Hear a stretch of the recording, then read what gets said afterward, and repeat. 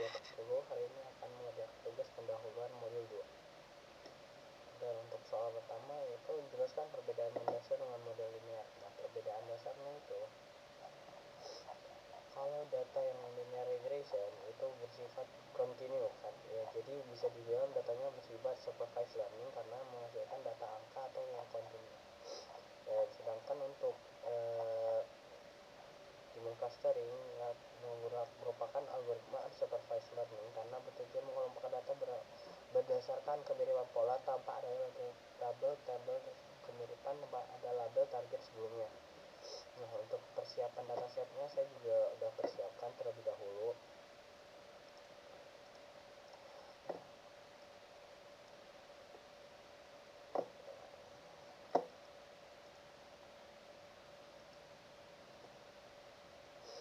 Untuk pertama adalah untuk from pandas import date CSV, terus from sklearn model selection import train test bed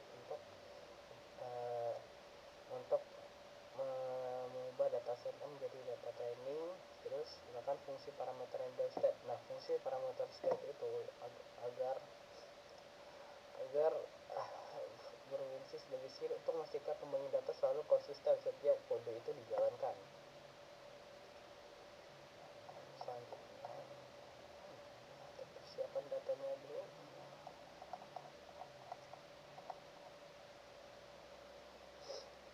Nah, ini kita tentukan x dan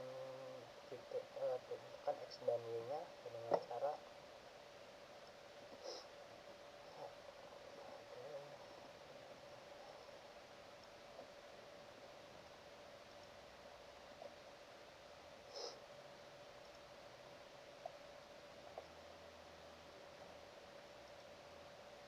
juga sebagai hasil. Lalu coba kita jalankan train test bed-nya.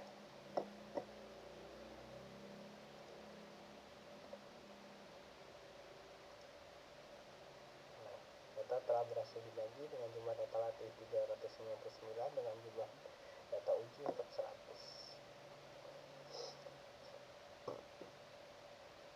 Selanjutnya dalam linear regression tuliskan sintaks untuk melatih model, melatih data fit dengan melakukan prediksi pada data uji. Oke, selanjutnya untuk data uji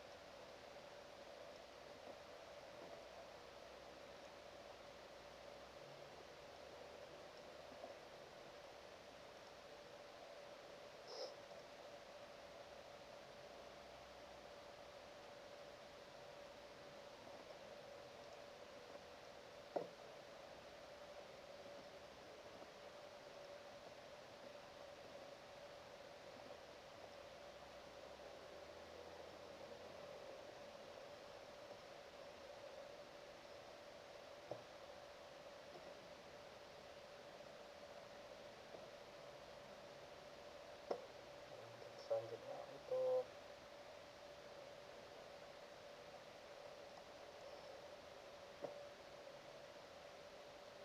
dalam linear regression kita perlu pilih modelnya,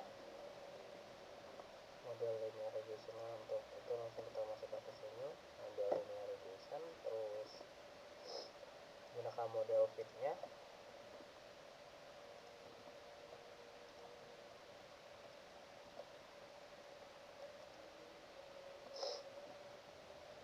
Lalu write model predict and express.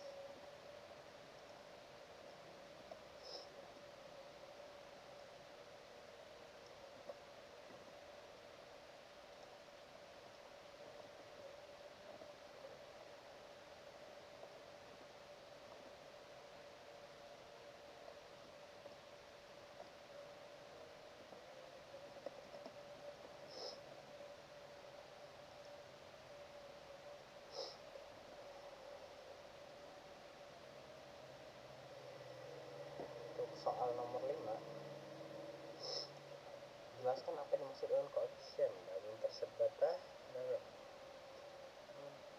koefisien dan intercept dalam model linear. Dan tuliskan sintaks antara kedua nilai sintaks. Untuk nilai koefisien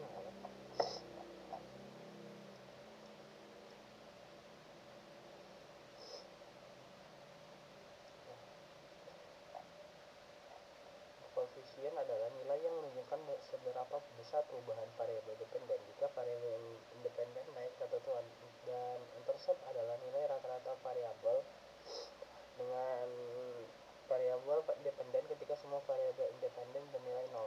Berikut adalah sintaksnya.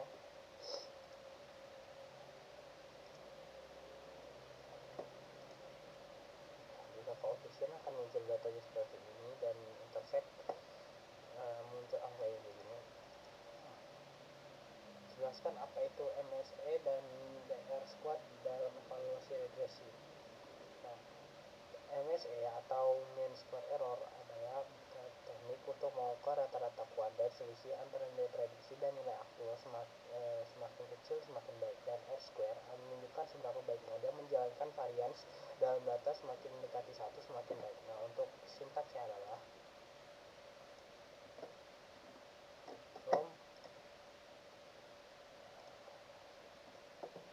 from sklearn dan metrik import mean square R2 score.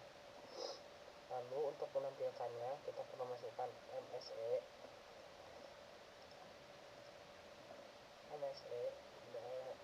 mean square error y-test dan R2 score R2 y-test dan y-path.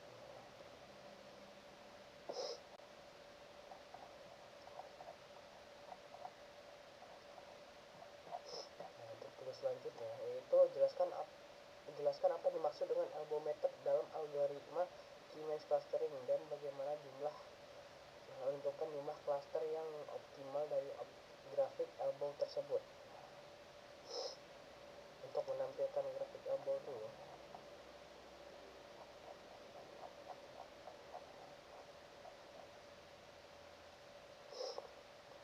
perlu mengimport dulu from sklearn cluster import.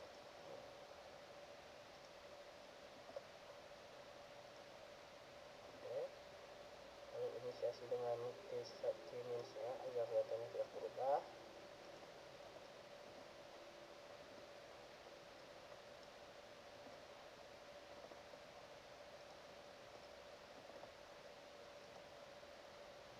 Muncul seperti ini.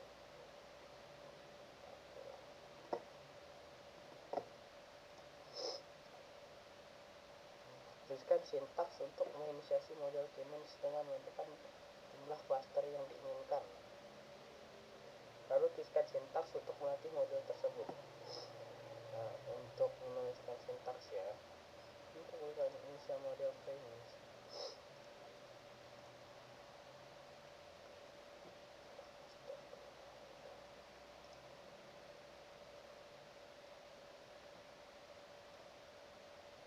sintaksnya adalah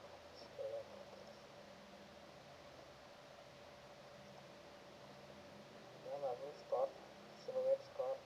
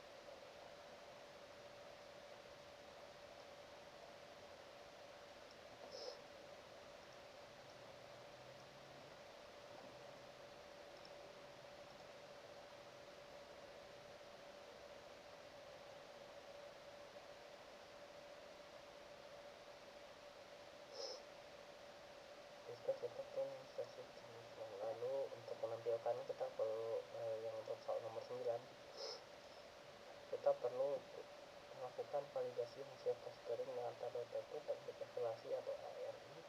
Jangan berikan contoh dalam seperti apa tuliskan sintaks untuk menghitung silhouette score pada key-means dan jelaskan apa intervalasi yang mendekati 0.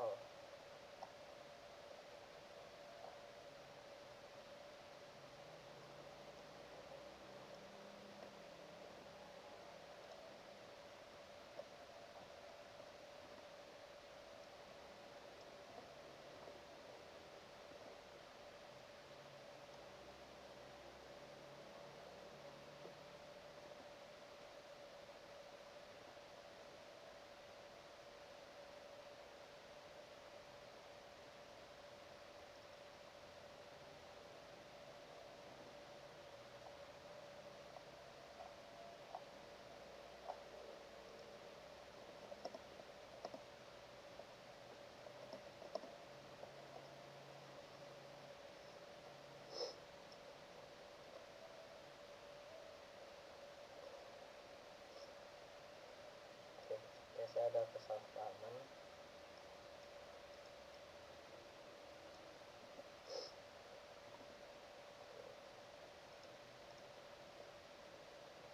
Soal nomor 8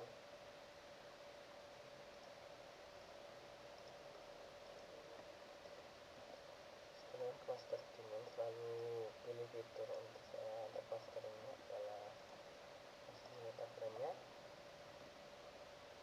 inisiasi model dengan menyebutkan jumlah cluster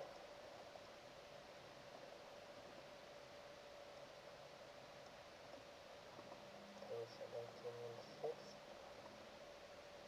Lalu untuk print modelnya dapat dilakukan seperti untuk menunjukkan hasil inisiasi ini sudah berhasil. Lalu untuk menghitung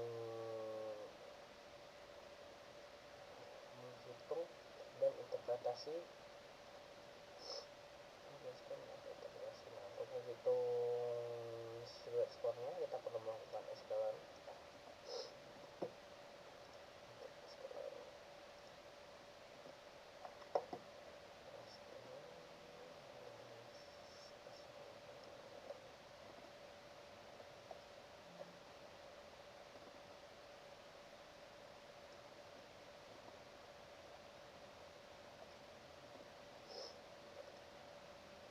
Skornya ada berikut angkanya dan apa interpretasinya.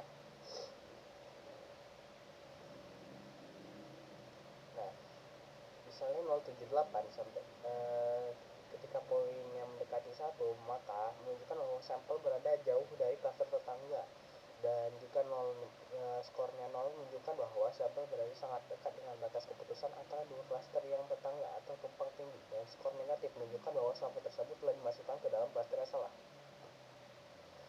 Ini ada tugas bagian 10 yaitu dalam melakukan validasi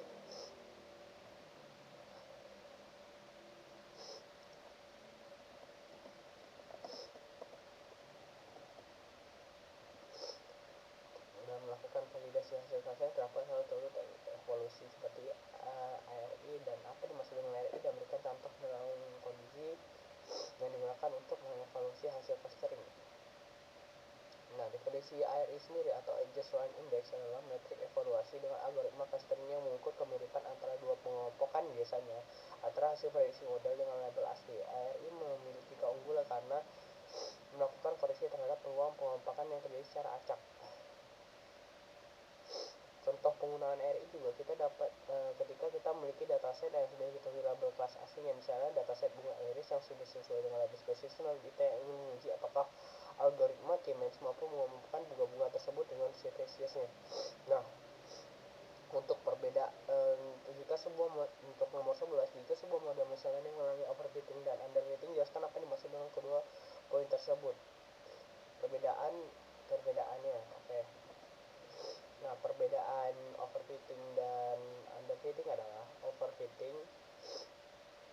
ini adalah masalah umum yang sering ada terjadi gitu. Ada performa model machine learning. Nah, overfitting adalah model yang terlalu kompleks yang menghafal data training termasuk noise. Performa datanya saat testing itu sangat buruk, dan jika data yang terjadi underfitting itu mode terlalu sederhana sehingga gagal mendapat pola dari berdasarkan data. Untuk performa data training itu sangat buruk, dan untuk performa data testing itu sangat buruk juga. Sehingga perbedaan utamanya terjadi karena model terlalu sensitif. Untuk overfitting terjadi karena model terlalu sensitif terhadap detail yang kecil pada data latih sehingga gagal melakukan generalisasi pada data baru. Nah, di underfitting terjadi karena model kurang banyak atau fiturnya terlalu sedikit sehingga performanya menjauhkan semuanya di data. Demikian tugas pendahuluan saya Raymond Hafiz. Sekian dari saya. Assalamualaikum warahmatullahi wabarakatuh.